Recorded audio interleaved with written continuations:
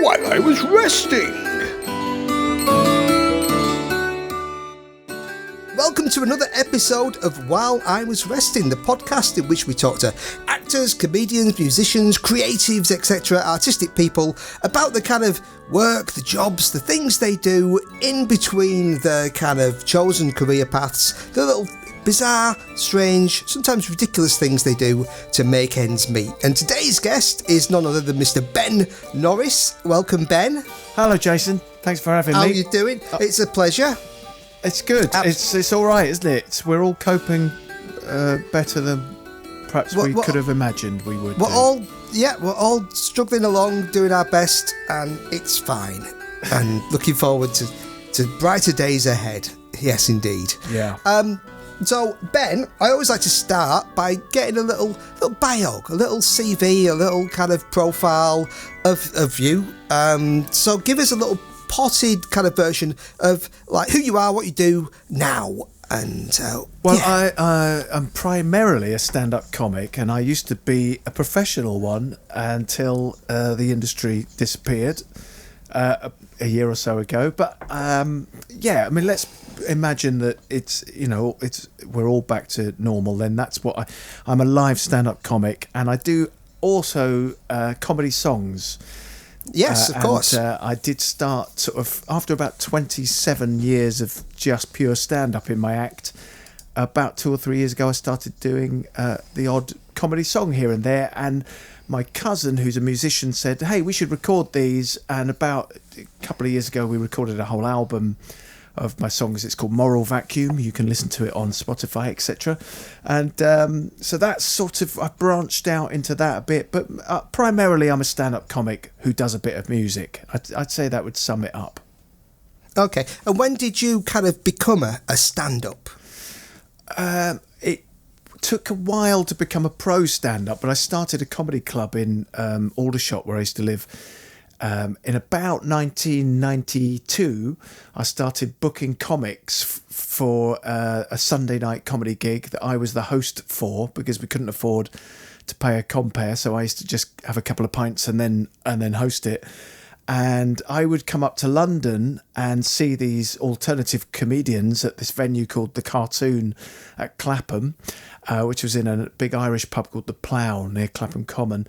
And I'd see these great, funny comedians, and I'd approach them after the gig and say, "Will you come down to Aldershot and do my gig?" And most of them would, because, Sunday night gigs are few and far between.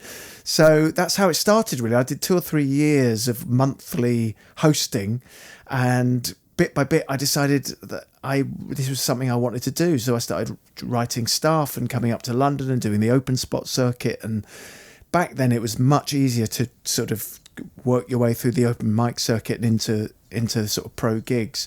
It still took years, but there was only probably 100 of us trying to do it. And now there's 50,000 people trying to be stand-up comics. So it's, I look back with great affection at how, it was a very simple meritocracy. If you were any good at all, you got gigs.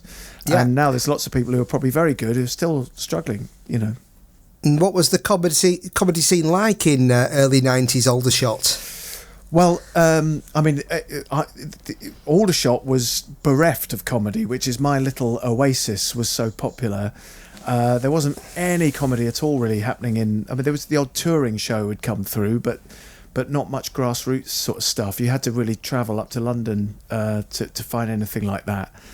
And of course the whole scene was much, much smaller, 25, 30 years ago. It was a very niche thing. It was a bit sort of punk rock. It was a bit alternative. It was alternative comedy, literally. And most people didn't involve themselves in it. So if your average Joe wouldn't even know that there was comedy happening. So, and that's sort of what I think we all liked about it, both the performers and the punters. It was like we were all part of this kind of very left field art form. But of course, it was also great news when it started to get bigger, because it meant there was a lot more venues, there was a lot more work, and there was a lot more chance of doing it professionally. So I saw it go from being this niche thing to being there was a huge explosion when the Jongleurs Comedy Club chain took off. That was really big for a time. It was really big. Suddenly, it was like a sort of McDonald's of comedy. Suddenly, there was a comedy club in every British town, which had its, it had a good and bad side. I mean, the bad side was suddenly there wasn't enough great comics to go around, so there a lot of very average stroke bad comics got work. A lot of bad venues got filled with people and promised a product that didn't sometimes match up, and I think it slightly, in a way it got too big, and of course the Jongleurs sort of experiment eventually folded, and somebody has bought the name now and it's kind of being revived, but those late 90s early 2000s was the boom time, and then it kind of bit by bit it got a little bit more I always thought of that period, to use a cliche, it was the time when comedy was the new rock and roll. Something's always the new rock and roll. Yeah. So, there was a time when it was cookery is the new rock and roll and stuff like that. Yeah. But there was it was where you got the comedians selling out like Wembley and stuff like that. Comedy was big. Yes. And yet it hadn't actually got big at the time. So if you think of the first British comedians that got that big, it was kind of the Mary Whitehouse experience, wasn't it? And Newman and Baddiel. And that seemed enormous, but we hadn't even had a sniff at that time of your Michael McIntyres. Do you know what I mean? No.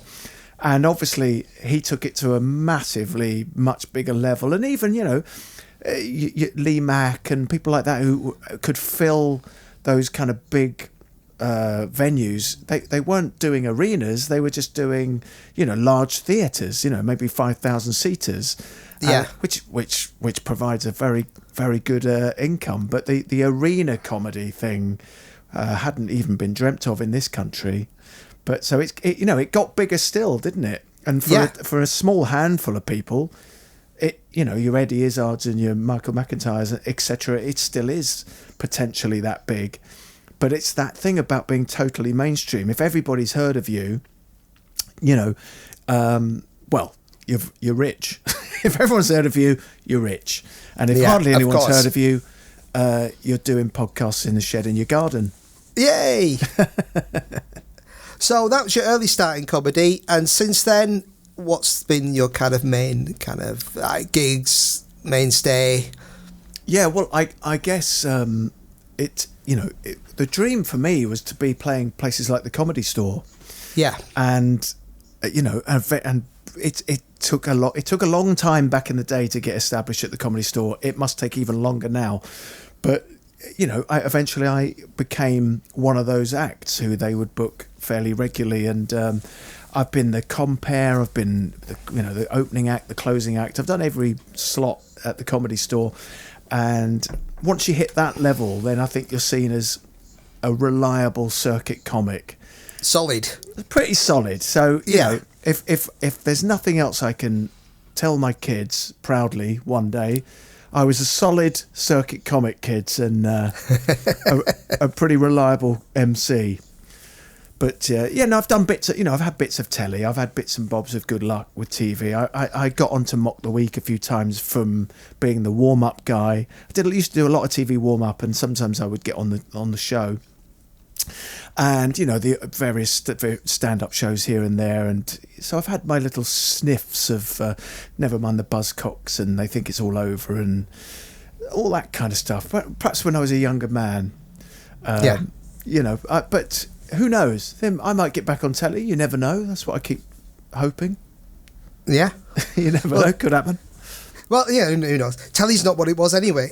It's like all the kids are into don't even watch it anymore, apparently. Well, that's true. It's like YouTube. You'd be a star on TikTok. That's where it's all happening. Yeah, or be an influencer. Influencer, yeah, that's where you need to take your sights. I'll do my best. Yeah, just keep taking lots of selfies. Yeah. Posting your fabulous life on Instagram or something. So of course, that's not the point of the podcast. That's a little backstory there, or front story as to what you're doing now, and so as you know, it's a podcast about some of the things you've done in between those comedy things. Because a lot of people find themselves doing things just like kind of random stuff.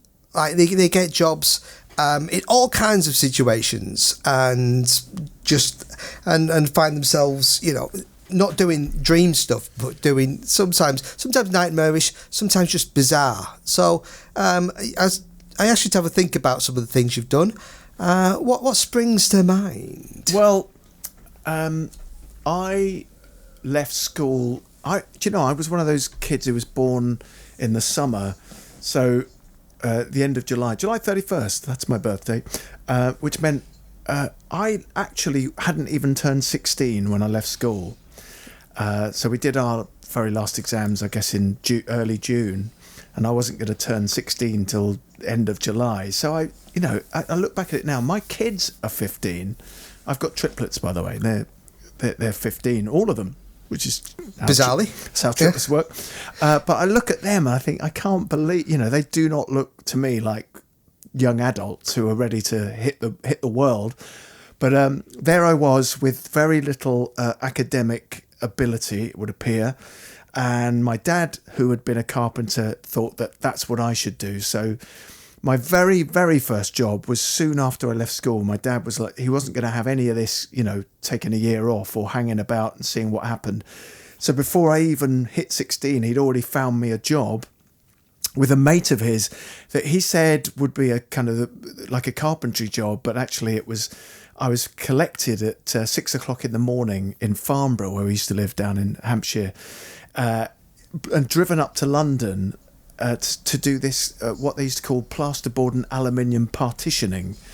So we'd go into office blocks and put these essentially like temporary walls up using this kind of aluminium stuff that you would screw to the floor and the walls, and then put plasterboard up against it and screw it in to turn big offices into littler offices. And that's what we were doing day in, day out. And then that was pretty grim. And then I did actually get on a YTS scheme to do carpentry. God, I remember those. Yeah. Back in there, that was the big thing. I was like, getting a YTS. Well, it was to get kids off the unemployment numbers, really, wasn't it? So I think it was £25 a week you got to learn a trade. And I spent 6 months in a joinery shop in Camberley, putting kind of assembling windows and doors. And then 6 months at Guildford Tech in their building department, doing the kind of more technical learning, the kind of technical side of carpentry, where I was pretty much the odd one out. All the rest of them were kind of, this was the early 80s, so there was a lot of casuals about. Do you remember the casuals? They were like football hooligan types who wore very expensive tracksuits and had kind of flicky hair, and their mums probably thought they were lovely chaps, but actually we knew better. They were kind of quite violent thugs. It was a strange kind of fashion movement, the casuals. It was sort of like the kind of people that would have been skinheads maybe a generation before were now casuals.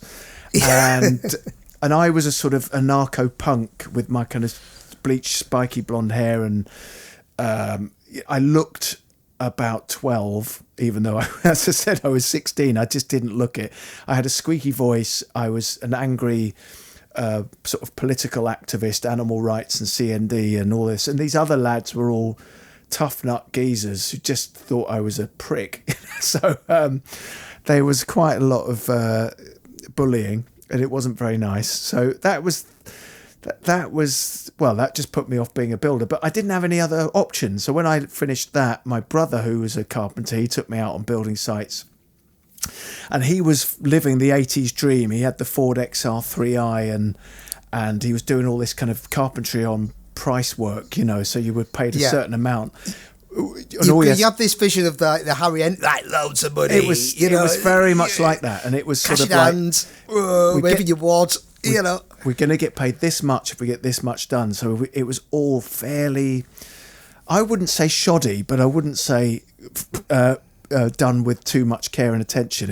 And I was shocked coming from the joinery shop that they were doing this carpentry that was so unprecise. Let's put it that way. Yeah. And And of course, I still had my spiky, bleached, punky hair, and all the lads on the building site called me Gloria. And I seem to remember we were going around sort of accommodation for squaddies around the Aldershot kind of area. It's a lot of military accommodation, and I think we were doing that up. And it was pretty rough and ready, and I knew it wasn't going to be for me. So what did I do after that? So I had a little brief period of unemployment, and then I got a job. Actually, I had a very short job building sets in a little theatre. Oh, and I loved it. Yeah, it was doing the carpentry, but in something creative and aspirationally thespy, and I was working with this guy, some old kind of fairly theatrical chap who was interested in telling me all about the old days in the theatre. But it was a very short contract for, I don't know, maybe a month or two, but I really enjoyed that. I did a week of that when I was 15.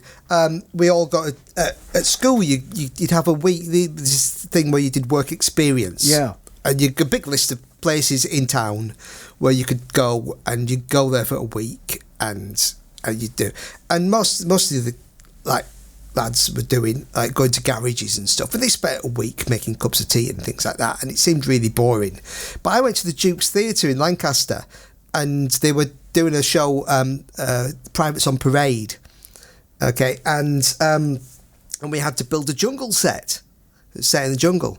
So it was brilliant. We were sort of picking apart all these ropes to make vines and spraying them green, and I loved it. And that's absolutely dream work experience, isn't it? When you're a young person to do something like that. It was a great insight to the theatre, and I got to see and I went to the rehearsals for the play, and I just remember we were like, oh, this play had nudity in it. So we went back to school and it's like, oh, what did you do this week? I was like, I made a cup of tea. And we said, oh, you were watching these naked ladies and stuff. And they're like, what? And it's like, yeah, but the theatre, this sort of stuff goes on in the theatre. Oh, yes, it's in no way smutty because it's the arts, mother. Yes. And we were like, brilliant. Yeah, I bet. So I spent a week at the Duke's Theatre Lancaster, and I loved it. Oh, so once you get a little sniff of that thespy theatre world as a young person, I think if you've got any remote interest in it, it stays with you for the rest of your life, I think. That's what made me join the youth theatre, and that really got me got me out of the world I was in. I suddenly stopped being interested in BMXs and things, and more interested in music and theatre and stuff like that. BMX was your thing, was it? Because I was skateboarding. Well, it was what everybody's thing was at the time when I was at school. That's all we did. We just rode our BMXs around town with no purpose, and then went home. It was really dull. Yeah. There's a lot of no purpose when you're a young person, isn't there? Yeah. So it's you're desperately trying to find out what you're about and what your life is for, but actually a lot of it is just cycling around and coming home for tea. Yeah.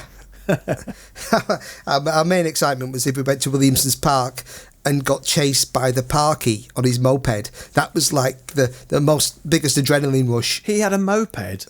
The park keeper had a moped, and so we'd just ride around the park, and you're not supposed to ride your bike in Williamson's Park. And he'd chase you around? Chase us around, and that was like the dream. Did you have the sort of Benny Hill music in your... Yeah, in your head. And you spend the next 3 days talking about, the great manoeuvre you did to escape the parkie by like BMXing down a steep bank or something.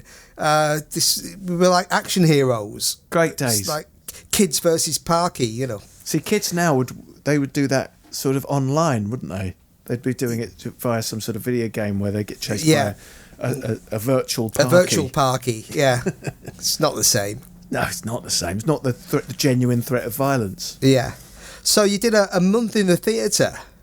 Yes. And it was one of those jobs at the job centre that was a short contract, and I just knew that it would be more fun than the kind of carpentry that I had been doing, and I really did enjoy it, but it was they only needed me for a short time.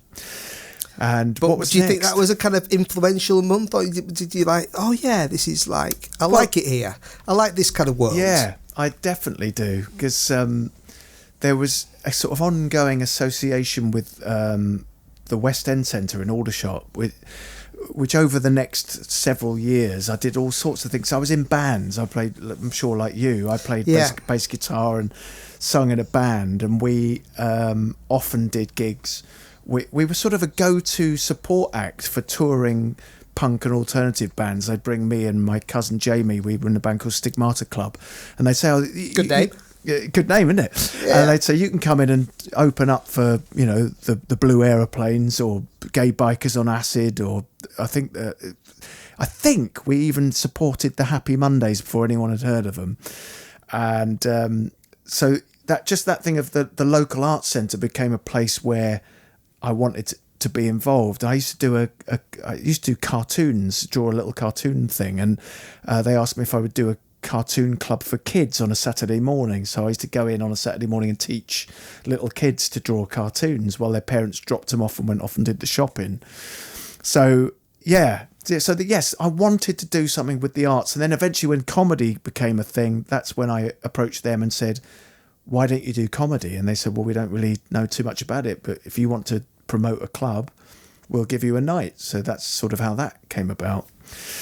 But it was obviously years and years before I even dreamt about doing it for a living. So I have a long list here of let's go for it. Of crap jobs I did before that happened. So after the theatre, what came next? The next job was that's right. Because of the music thing, I always thought it would be fantastic to work in a music instrument shop. And I used to visit quite a few of those kind of rock shops, but none of them needed anybody. But there was a vacancy at a place called Lloyd and Keyworth in Farnham. And Lloyd and Keyworth was a more of a classical musical shop. So they had grand pianos and cellos and, trumpets and, a few acoustic guitars, but nothing in the way of electrical drum kits and electric guitars. Really, it was all the acoustic and classical instruments, which was as close as I was going to get. So I accepted the offer of the job, but I was this sort of young punk, and they told me I wasn't allowed to have the blonde hair and I wasn't allowed to spike it up, so I had to sort of let that grow out. And my mum bought me a horrible suit, because I had to wear a suit and tie in this shop. So it really was not the kind of rock dream that I was hoping it would be, but it was at least in music, so I felt I couldn't turn it down. Yeah. And actually I really enjoyed working there. I had a good colleague, another young guy I used to work there with, and we had a lot of fun. In fact, I've got a very good story that you might find interesting. There's this studio called Jacob Studio near Farnham, and fairly big bands or bands on the up would go there and record their albums. And I was a huge fan of The Cult, who I had started liking when they were called Southern Death Cult, and I'd gone to see them first live when they were called Death Cult, and eventually they changed the name to The Cult. And The Cult had just, I think, changed the name from Death Cult to The Cult, and they were in Jacob Studios recording an album called Rain, which is one of their early albums. And who should walk in the door of our shop one morning but Billy Duffy? Wow. And you'll know Billy, of course, famous for his Falcon, is it White Falcon guitar that he always plays? So he walks in the door. My colleague, who was slightly squarer than me, or certainly didn't recognise him, I knew immediately who he was, and I was absolutely bowled over. I said, I'll deal with this. And he had come into the shop to see if he could hire a nice quality acoustic guitar. And I said, what do you want it for? He said, well, we're recording in Jacob Studios and we've just written a song, and on the chorus, it needs a ga-jing jing on a guitar, right? And he described it exactly like that. He said, I only want it for this one bit where it's going to go ga-jing jing. Have you worked out yet, Jason, what that might have been for, that ga-jing jing? Ga-jing jing. No. Remember the song She Sells Sanctuary? Yeah. Ga-jing jing. It's really, if you listen to it, there's a overdubbed acoustic guitar, right, very clearly, that goes ga-jing jing at the end of every line. Okay. and the world drags me down. Ka-ching, jing, that bit. Right, okay. So obviously, there they were, a young band. He didn't own an acoustic guitar, or the studio had an acoustic guitar he could use, but he didn't like the way it sounded.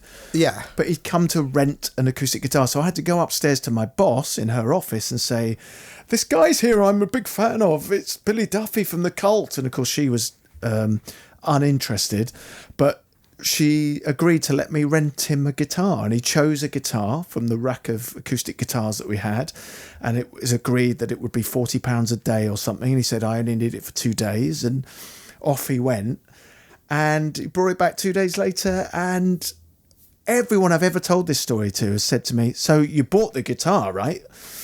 Like, because you would have owned the guitar that was on She Sells Sanctuary, and it never even occurred to me, or if it did, this would have been a £300 guitar probably in 1985 or whenever that was. There's absolutely no way I could have afforded to buy it. No, that's a lot of money back then. It would have been totally out of my price range, so I didn't, and we don't know where that guitar went. Someone owns that guitar and doesn't has know no idea it was used on that record. But it was the most exciting thing that happened to me in my youth, I would say. Wow. Yeah, it was good. So that was that. So I worked in that musical instrument shop for a couple of years, and then I'd always wanted to work in a record shop, because you'd think it would be exciting, wouldn't you? Have you ever worked in a record shop, Jason? No, I've worked in a music shop like yourself. I used to work in Promenade Music, Morecambe. So okay. I've done that, selling guitars, pianos, and everything, you know. But yeah, in record shops, it is one of those things where you think it's going to be a lot cooler, but you probably actually get quite annoyed with people making ridiculous. Yeah. It's like that scene in High Fidelity, isn't it, where the dad comes in and says, "Have you got? I just called to say I love you for my daughter," and then Jack Black's going, "Have you any idea about your daughter?" You know. Yeah, you don't know I imagine that. There's a bit of that in that. You know. Well, what was frustrating is, again, I was like the junior, and there was like a manager and an assistant manager, and they were allowed to choose the music that was played in the shop, right. and I wasn't. And I was a young punk, and I was starting to listen to the Smiths, and I remember that year Cupid and Psyche, Scritti Politti album came out. Well, it was in 1985, so that shows you exactly what year it was. Yeah. And I felt that I was listening to some kind of quite interesting avant-garde sort of alternative music, but the manager and the assistant manager of this record shop in Farnham, they were still listening to stuff from the early 70s and stuff that I thought was really square. I mean, now as an older and more eclectic person, I probably would have appreciated it, but like Steely Dan, it was that kind of thing. What they now call it like yacht rock, don't they? That's right. The kind of term that they use. Well, Steely Dan now I think are probably okay, but okay, Jackson Browne, for instance, that was a record that they played sort of back to back all day, it was probably they're probably nice songs, but I just didn't want to hear them for 8 hours a day, you know. So and they wouldn't let me get anywhere near the bloody turntable. But we were a chart return shop. You know what that means? Yes. So your sales went towards the top 40. So we had, yes, exactly, and we had the little special magic machine, and what that meant was the reps from the record companies would come in all the time with kind of bribes for the shop staff, and essentially they would say, "Do you like this sweatshirt?" And you'd be like, "Oh yeah, it's kind of a Smith sweatshirt. Yeah, I'd love to have that." And they'd go, "Well, put this number in a few times, tap this number." It was absolutely morally bankrupt, but that went on, a little bit of false accounting with, a new Smith single, and they desperately need to get it up the charts, so they offer you a ticket or whatever. And some of the stuff I rejected because I didn't think it was very me. It's ridiculous. I remember they came in promoting Julian Cope. And at the time, I didn't really know, I'd sort of heard a bit of Teardrop Explodes and I liked Reward, but I didn't think Julian Cope as a solo artist was going to float my boat. Subsequently, it's become one of my favourite acts of all time, and there was all sorts of Julian Cope merch being sort of touted around that I didn't even take. But so I kicked myself for that. But that was there was another year of my life spent in a record shop, and it sort of ultimately wasn't as exciting as you think it's going to be, because like any shop, people are bringing you the thing, they bring you the empty sleeve, you go and find the record, you pop it in the sleeve and you tap it in the till and off they go. Never quite as, rock and roll as you think it's going to be. No. So what happened after that? So then after that I went for my brother got involved again.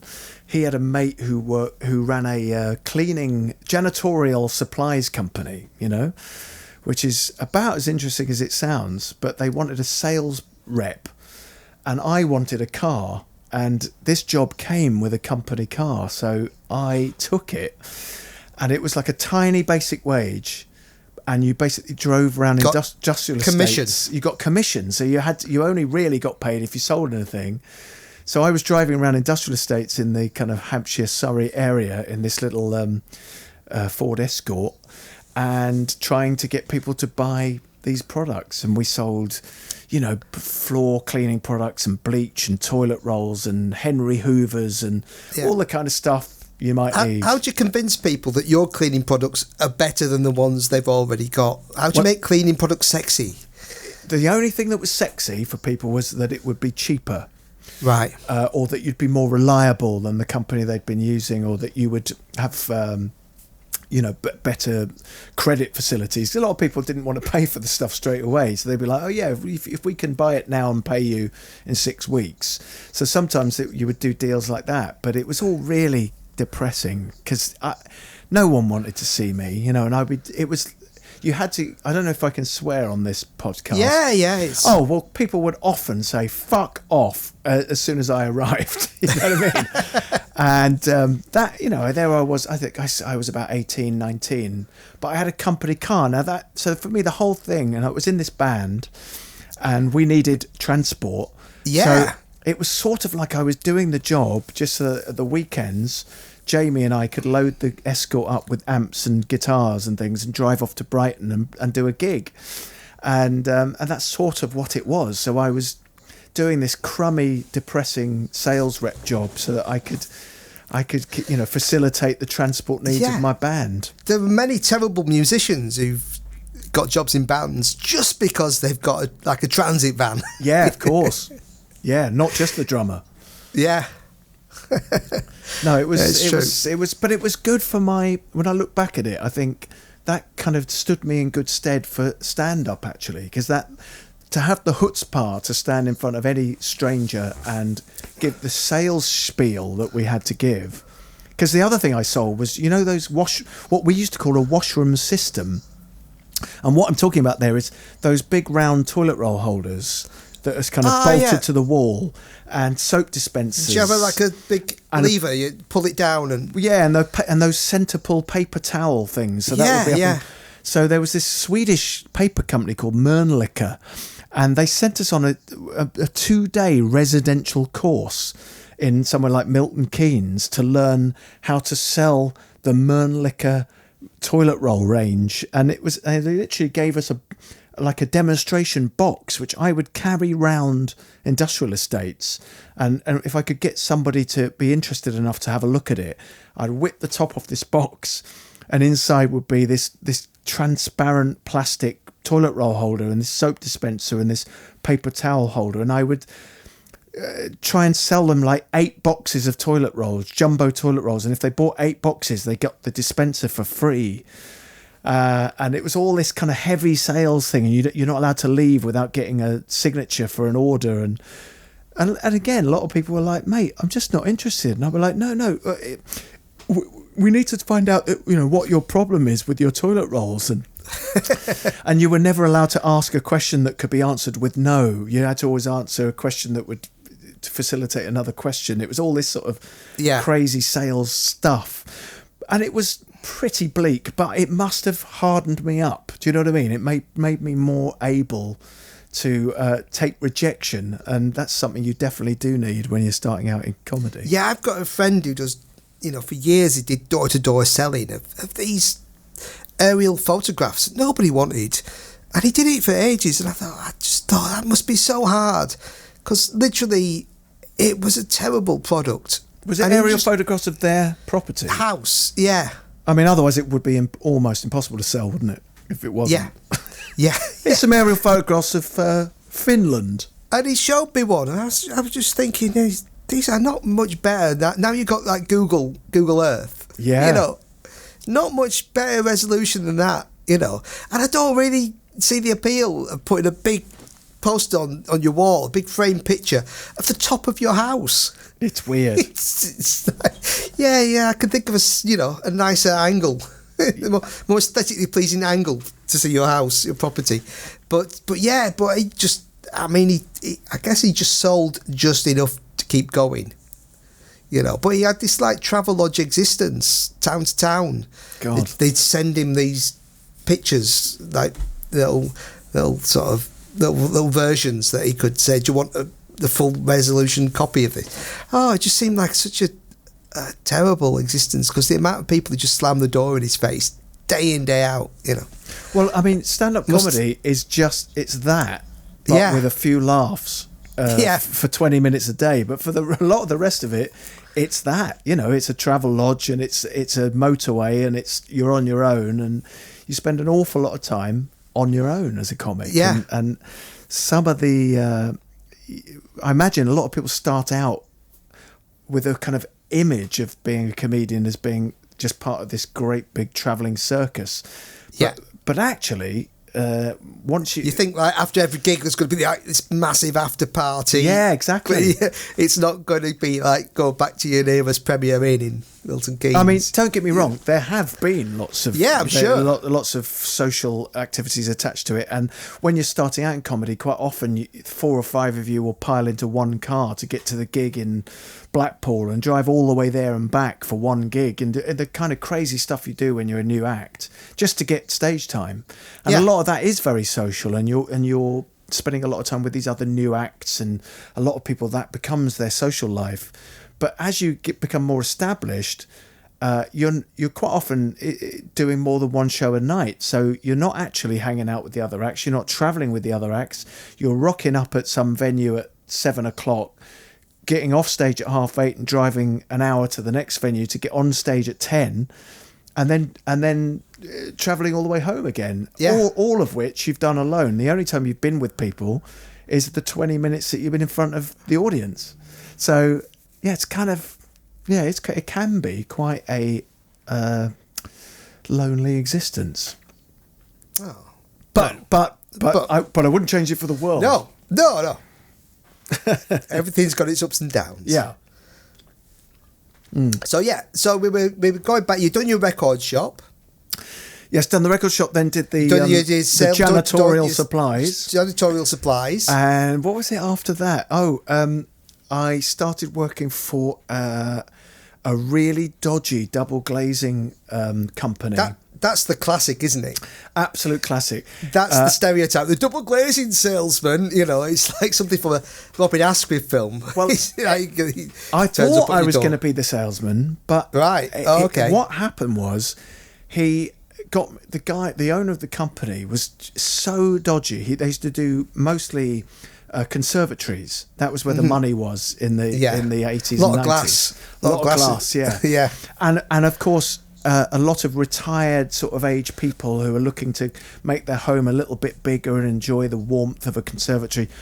But this particular company basically took their money and ripped them off. It was awful, because they would half build these things, or they would build them and they'd leak or fall down, and he would never go back and fix it. So actually, I realised after a few weeks that my job was complaints person. So I'd sit in the office, the phone would ring, and he'd say, "Can you answer that?" And I'd pick it up, and it would be an angry elderly couple who had been waiting 2 months for this guy or his team to come back and fix their leaking conservatory. And when I wasn't doing that, he'd sit me at a stand in the local shopping centre. You know, one of those kind of... Oh, yeah. With a little example of their work. Pop-up booth. Yeah. And I'd have to try and get people who were walking past to come and take a leaflet and talk to me about maybe having a conservatory. And I felt awful. Anyone who did stop and chat to me, it was such a dichotomy, because I knew if they signed up for this thing he wanted me to browbeat them into, that they would then get ripped off by this guy. So sometimes I was completely honest with them. They would show interest, and I'd say, yeah, if I'm absolutely honest with you, I think you should try somewhere else, because this bloke's awful. So that didn't last very long. One time I was in the office and answering these complaint phone calls all afternoon, and one of his fitters came in, this big, muscly young geezer who he hadn't paid for about 3 months. And my boss ran into his office and tried to lock the door. It was like something out of a sitcom. And this geezer ran past me and forced the door open and was holding my boss by his collar up against the wall, saying, "You bloody pay me." And my boss was shouting at me, "Phone the police." And so I picked up the phone, and the geezer shouted at me, if you phone the police, I'll knock you out.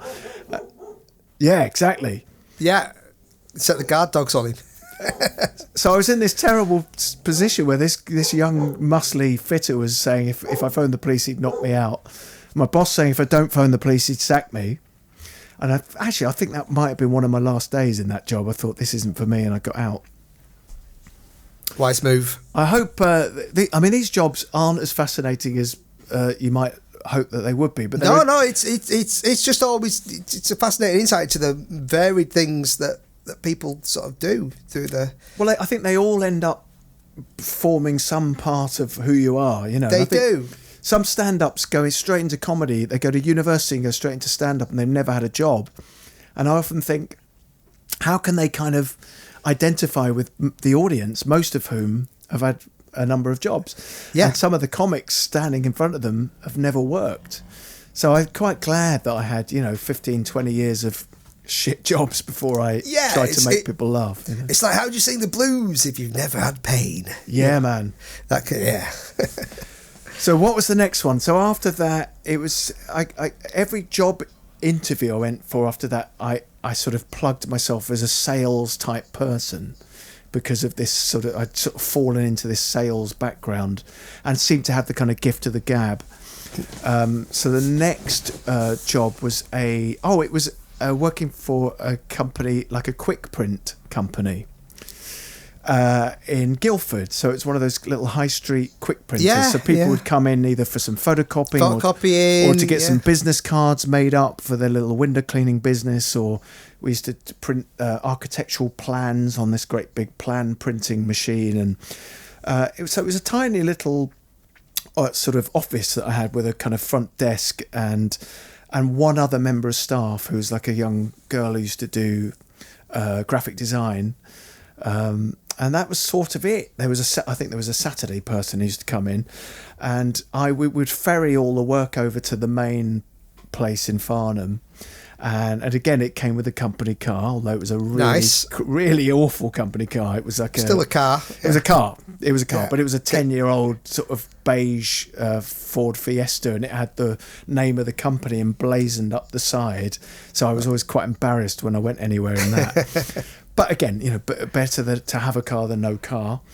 So that was that. I think by then I'd moved in with my girlfriend. I think we'd bought our first house, in fact. People used to do that back in those days.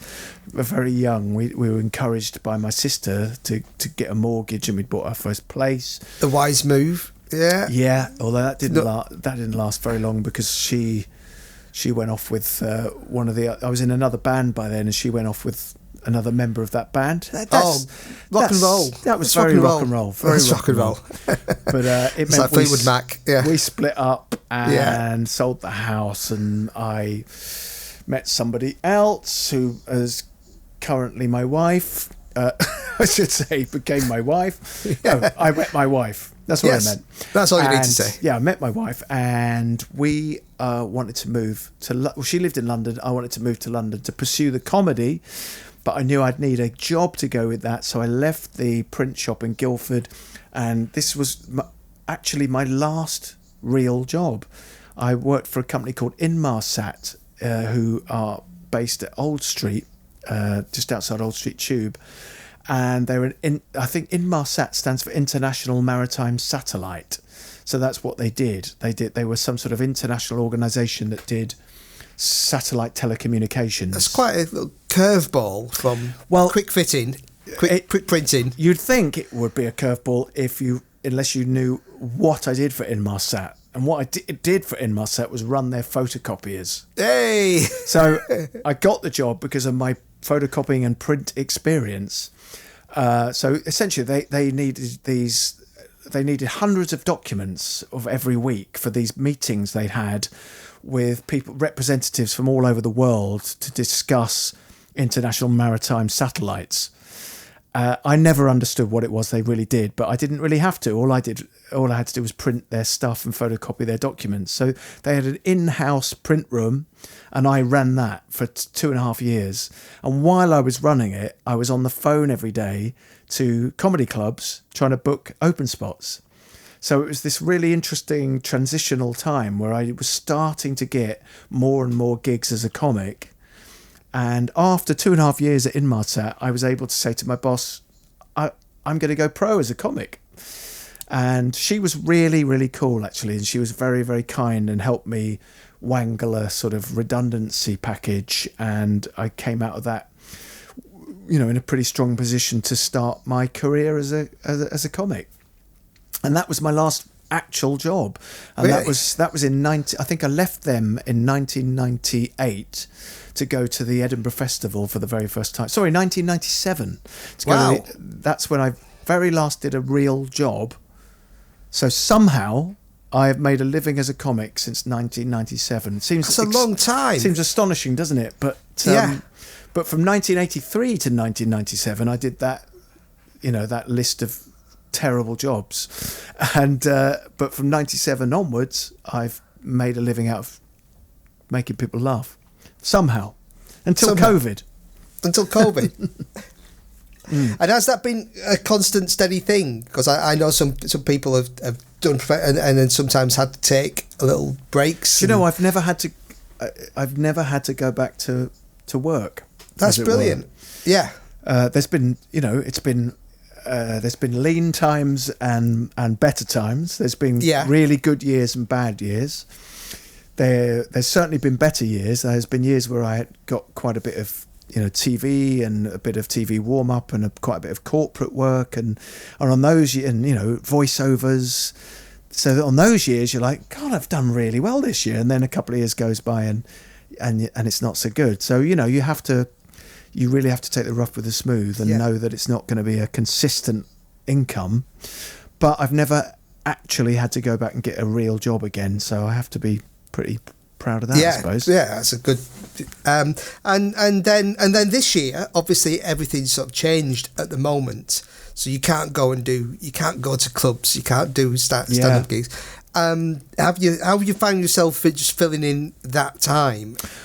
Well, I immediately embarked on DIY projects. So I this is where the carpentry comes in. Yeah, absolutely. Well, in fact, I'm recording this from my shed. Well, it's not. My wife calls it a shed, and other people call it a man cave, but I like to call it my garden studio. But essentially, I've built a building in my garden. I'm looking at you now over Zoom. Right. It just looks like a living room. Well, it's not sheddy at all because it's like. It's not seeing wooded panels, walls. No, because I have. Well, it's built out of SIPs panels, structurally insulated panels. So this is the kind of most bespoke modern way of building. A lot of houses in Germany are built like this, and increasingly houses here, because these panels are so sort of you can build them so quickly, and they keep heat in and they keep the cold out, and they're just very functional. So I built it out of these. It's got a proper floor. I laid a parquet floor down in here, would you believe? And it's got the whole outside of it is covered in burnt Siberian larch. So I've deliberately burnt it so it's black, which is a Japanese thing called yusugiban. I don't know if you've heard of that, but it's a way of preserving wood so that you don't have to put horrible chemicals on it. So you burn the top layer of it and then just seal it, and so all the paneling outside is black. So I've got essentially this black box with proper windows and door, double glazed, and I have plastered the walls inside and painted it, and I've built furniture in here, and I've run an Ethernet cable out here so I can use the internet. I've got a little TV on the wall.